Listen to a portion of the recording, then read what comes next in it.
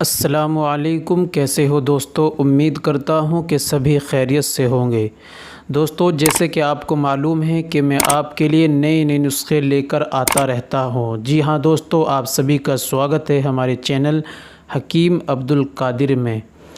دوستو، آج کا ہمارا ٹاپک ہے، جو آج کا ہمارا نسخہ ہے وہ ہے معجون انجیر کے فائدے۔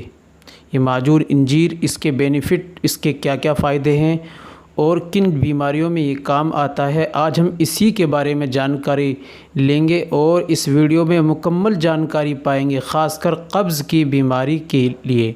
اس کو کس طریقے سے استعمال کرنا ہے یہ بھی اس ویڈیو میں آپ جانیں گے۔ بس آپ ویڈیو کو مکمل اچھی طریقے سے سنیے اور دیکھیے اور ویڈیو کو بالکل اسکپ نہ کریے۔ چلیے شروع کرتے ہیں۔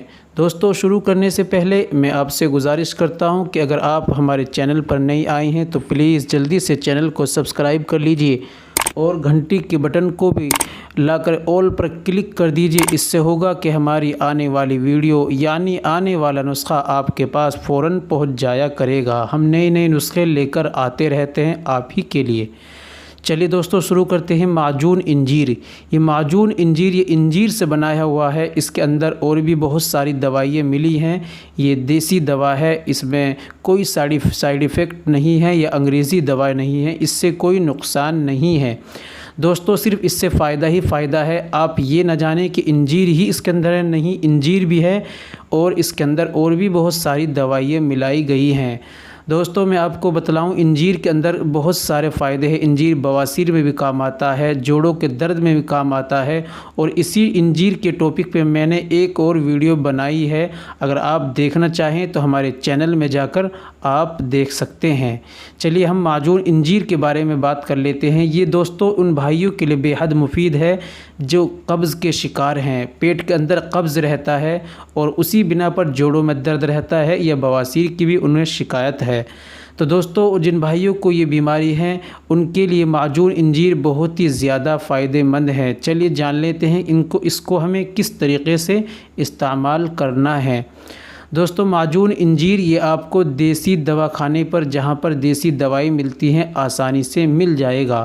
آپ وہاں سے معجون انجیر لائیے اور آپ آدھا چمچ صبح تازے پانی سے یا ہلکے نوائز پانی سے لے لیں اور شام کو آدھا چمچ تازہ پانی سے یا ہلکے گنگنے پانی سے لے لیں۔ آپ جیسے چاہیں ویسے استعمال کر لیں۔